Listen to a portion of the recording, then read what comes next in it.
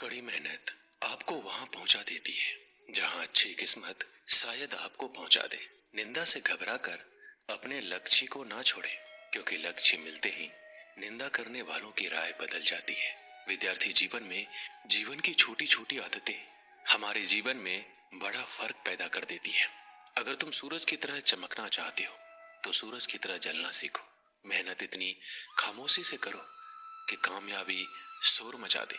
जब तक तुम दौड़ने का साहस नहीं जुटाओगे तब तक तुम्हारे लिए प्रतिस्पर्धा में जीतना सदा असंभव बना रहेगा। जिस दिन एक सिग्नेचर ऑटोग्राफ में बदल जाए तब मान लीजिएगा कि आप कामयाब हो गए।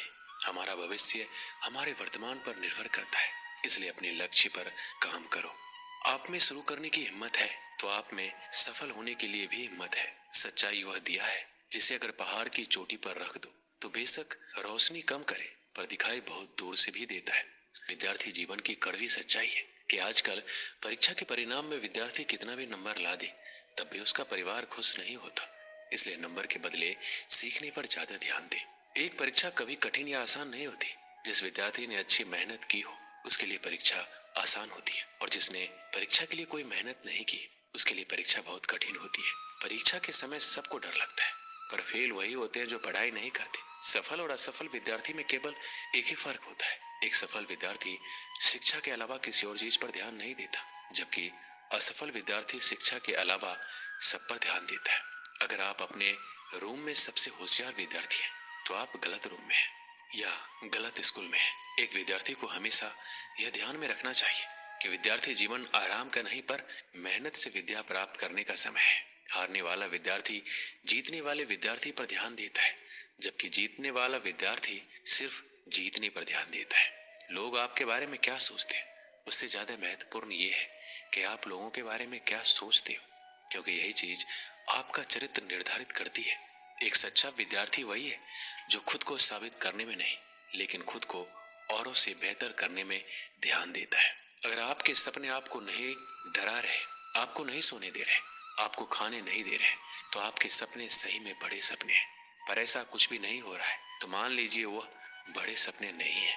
अपने अंदर सीखने का जुनून विकसित कीजिए। अगर आपने ये कर दिया तो आपको आगे बढ़ने से कोई नहीं रोक पाएगा। एक मूर्ख व्यक्ति को देने के लिए श्रेष्ठ प्रतिक्रिया मौन ही है।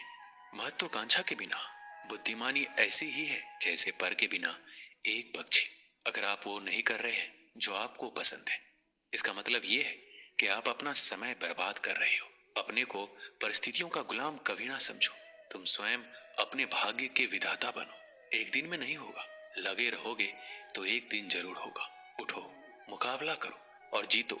जीतने के लिए तुम्हें ना किसी की इजाजत की जरूरत है ना किसी सिफारिश की। क्या आपने ऐसा कोई निर्णय लिया है जो वर्तमान में रिस्की है पर आने वाले समय में बेहतरीन साबित होगा?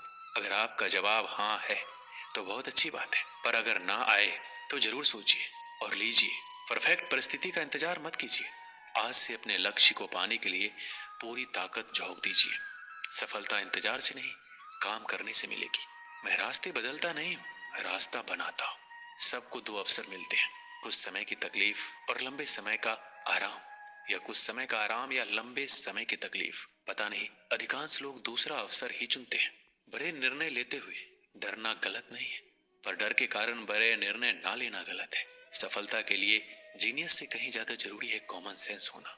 कम शिकायतें, कम बहाने, कम टाल मटोल, अधिक सफलता पाने का यही मूल मंत्र है। कभी कभी आपकी सफलता की राह में सिर्फ एक व्यक्ति बाधक होता है, वह जिसे शीशे में आप हर दिन देखते हैं। उन सभी रास्तों को छोड़ दो जो मंजिल की तरफ नहीं आते, भले ही कितनी भी खूबसूरत हो। बोलकर पछताने से ना बोलना बेहतर है। यह महत्वपूर्ण नहीं है कि आप सफल हैं या नहीं, महत्वपूर्ण ये है कि आप उतने सफल हुए हैं या नहीं जितनी आपके भीतर क्षमता थी। विद्यार्थियों के अच्छे जीवन के लिए उनको मोटिवेट करना बहुत ही जरूरी है, क्योंकि मोटिवेशनल उस बीमारी का दवा है जो विद्यार्थियों को उनके लक्ष्य से भटकने नहीं देता। बहुत से विद्यार्थियों की जिंदगी में ऐसा पल भी आता है जिस समय उनको मोटिवेशनल की बहुत ही आवश्यकता होती है, क्योंकि जब किसी बच्चे की जिंदगी में दुख या परेशानी होती है उस समय वो अपने तय किए गए लक्ष्य से दूर होते चले जाते हैं, और यही वह कठिन समय होता है जिसमें उनको एक अच्छी प्रेरणा और मोटिवेशनल की जरूरत होती है। स्टूडेंट लाइफ जीवन के हर एक जिंदगी से बेहतर मानी जाती है, क्योंकि इस जिंदगी में विद्यार्थी बिल्कुल स्वतंत्र रूप से जीवन को जीते हैं। और इस समय विद्यार्थियों की एबिलिटी कार्यों को करने के प्रति बहुत ही ज्यादा होती है। इसके साथ साथ इस जिंदगी में विद्यार्थी अपने आप को बहुत ही एक्टिव रखता है, जिससे वो किसी भी कठिन प्रश्न या लंबे उत्तर को आसानी पूर्वक समझ सकता है, क्योंकि यह उम्र बहुत ही चंचल माना जाता है। अब हम विद्यार्थियों के जीवन से जुड़े कुछ बातें बताएंगे, जिससे आपको पढ़ाई में मदद मिल सकती है और अपने लक्ष्य को आप प्राप्त कर सकते हैं। जब आप पढ़ाई करने बैठे तो अपने आसपास सभी ऐसी चीजों को हटा दे जो आपको ध्यान से भटका सकती है। पढ़ाई करते समय ऐसी जगह बैठे जहां किसी भी तरह का शोर शराबा नहीं हो। इसके साथ ही अगर आपके आसपास मोबाइल टीवी हो तो उस जगह पर ना बैठे। कोशिश करें कि पढ़ने के लिए आप टेबल चेयर पर ही बैठे। इससे आप ज्यादा देर तक पढ़ाई कर पाएंगे। और पढ़ाई करते समय फोकस बढ़ाने के लिए सबसे जरूरी है आप अपनी पढ़ाई के लिए एक रूटीन बना लें। टाइम टेबल बनाकर पढ़ाई की जाए तो हर चीज अच्छे से याद रहती है। इस टाइम टेबल को रोजाना फॉलो करना जरूरी है। इससे पढ़ाई समय से करने की भी आदत आसानी से बन जाएगी। साथ ही आप अच्छे से अपनी स्टडी प्लान का पालन कर पाएंगे। रोज रोज एक ही समय पर पढ़ाई शुरू करने की आदत हो जाएगी तो पढ़ाई पर कंसंट्रेट और फोकस करने में आसानी होगी। हर रोज अपने लिए एक लक्ष्य निर्धारित कीजिए। जब भी पढ़ाई करने बैठे तो अपने गोल को ध्यान रखें कि आपको आज कितना पढ़ना है। जैसे कि जब आप पढ़ाई करने बैठे तो तय कर लें कि आज आपको किन चैप्टर को पूरा करना है और इस गोल को पूरा करने के बाद ही आप अपनी जगह से उठेंगे। जब आप अपने तय किए गए स्टडी गोल्स को पूरा कर लेंगे तो आपको भी अच्छा लगेगा और रोजाना आप इसी तरह खुशी से पढ़ाई पर फोकस कर पाएंगे। और साथ ही साथ पढ़ाई के बीच में ब्रेक जरूर लें। कभी भी एक साथ पूरा सिलेबस ना पढ़े। लगातार पढ़ाई करते रहने से आप लंबे समय तक कुछ भी याद नहीं रख पाएंगे। ऐसा करने से बचें। अगर आप चाहते हैं कि आपका पढ़ाई में और अच्छा फोकस हो तो इस दौरान बीच बीच में छोटे ब्रेक्स लेने चाहिए। हालांकि इन ब्रेक्स में आपको टीवी या मोबाइल चलाने से दूर रहना चाहिए। कोशिश करें कि 30 से 45 मिनट की पढ़ाई करने के बाद आपको कम से कम 5 से 10 मिनट का ब्रेक जरूर लेना चाहिए। अक्सर आपने देखा होगा विद्यार्थी पूरा दिन घर में उछल कूद करता रहता है, ज्यादा से ज्यादा बाहर खेलता है, लेकिन जैसे ही उसको पढ़ने के लिए बैठाया जाता है उसे आलस या सुस्ती आने लगती है और वह पढ़ाई से कतराने लगता है। आपने सुना होगा जो समय के साथ चलता है वो पूरी दुनिया जीत सकता है। समय एक ऐसा चक्र है जो रंग को राजा और राजा को रंग बना सकता है। इसलिए समय के महत्व को समझिए और उसका उपयोग कीजिए, दुरुपयोग नहीं। ये फिर लौट कर नहीं आने वाला है, इसलिए इसके साथ चलिए, ना आगे ना पीछे, केवल साथ। और आप अपने प्रति अनुशासित रहें, क्योंकि एक विद्यार्थी की पहचान उसका अनुशासन ही होता है। जब आप अनुशासित रहेंगे तब आपको यह ज्ञात होगा कि कौन सा कार्य करना आवश्यक है और कौन सा नहीं। किसी विद्यार्थी के पास अनुशासन होना ही उसकी सबसे बड़ी सीख है। आपको सोचकर परेशानी हो रही होगी कि आखिर ये मैनेज कैसे होगा। जाहिर सी बात है, परेशानी तो होगी, क्योंकि इसे भी आपको ही मैनेज करना होगा। एक बात मैं आपको याद दिला दूं, जो काम शुरू में कष्टदायक होता है बाद में फलदायक भी होता है। इसलिए परेशानियों से घबराएं नहीं, आगे बढ़े और उस काम को समाप्त करें। सोने के लिए भी समय निर्धारित कीजिए। प्रत्येक विद्यार्थी को कम से कम 6 से 7 घंटे तक सोना चाहिए। इससे शरीर पहले की तुलना में ज्यादा सक्रिय रहता है, जिससे विद्यार्थी की स्मरण शक्ति में वृद्धि होती है, जो पढ़ाई दौरान ज्यादा फायदेमंद होता है। अक्सर विद्यार्थियों द्वारा पूछा जाता है कि पढ़ाई कैसे करें ताकि मन लगे। इंसान का मन बहुत चंचल होता है, एक पल में यहाँ तो दूसरे पल में वहां चला जाता है। इसलिए हमें पढ़ाई करते समय इस बात का ध्यान रखना चाहिए कि नेगेटिव थिंकिंग और ऐसी किसी भी तरह की बातें हमारे मस्तिष्क में ना आए जिससे हमारा मन डाइवर्ट हो। मन को काबू में करना बहुत बड़ा काम होता है, पर ये जो संभव कर लेता है अपनी सफलता से कभी नहीं चूकता है। इसलिए कोशिश करें मन को विभाजित करने वाली यादों से दूर रहें। ऐसा हर विद्यार्थी के साथ होता है।